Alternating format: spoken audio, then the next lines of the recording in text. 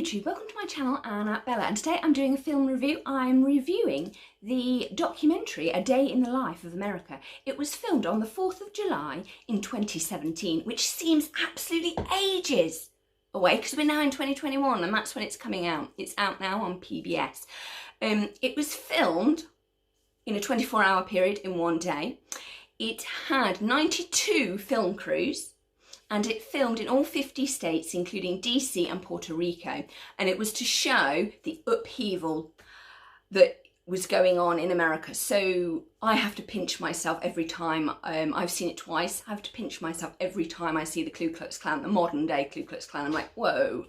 And their views, it looks at the life of Black African Americans in Detroit and in California. What are their experiences of America? What do they say about America? It talks to different religious groups.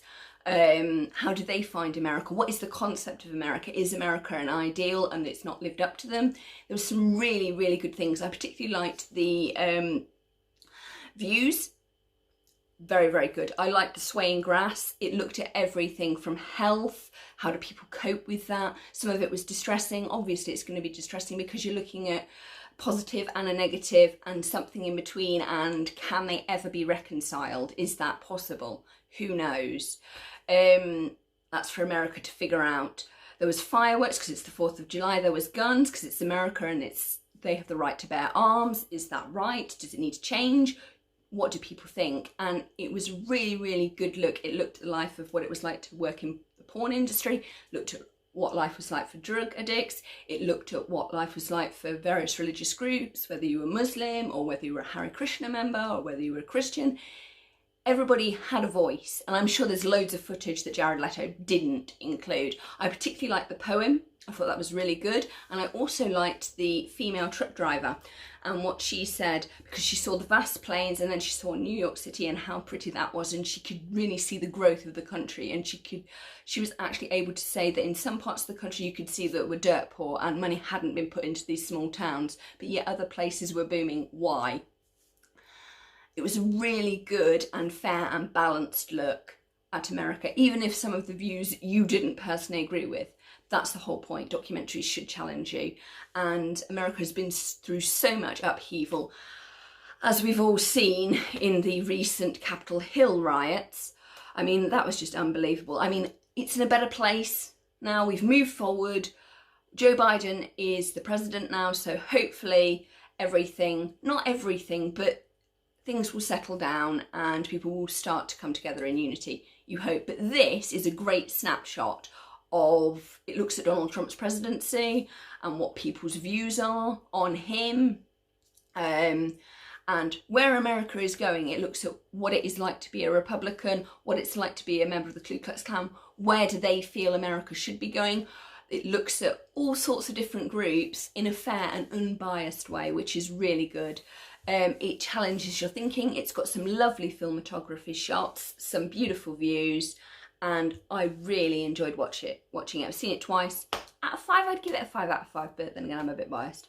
It was good and it was fair and balanced. Documentaries really do get to the heart of the matter. I'm sure there's oodles of footage that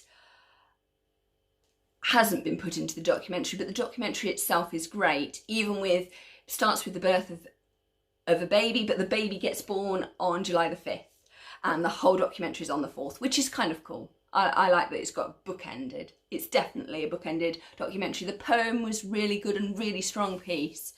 And it actually allows you to experience America at your own pace. It doesn't rush anybody. Everybody gets to say. And that's how democracy should be. Even when you lose, you still have a voice because you get to vote again next time. And that's really important. Democracies have winners and losers.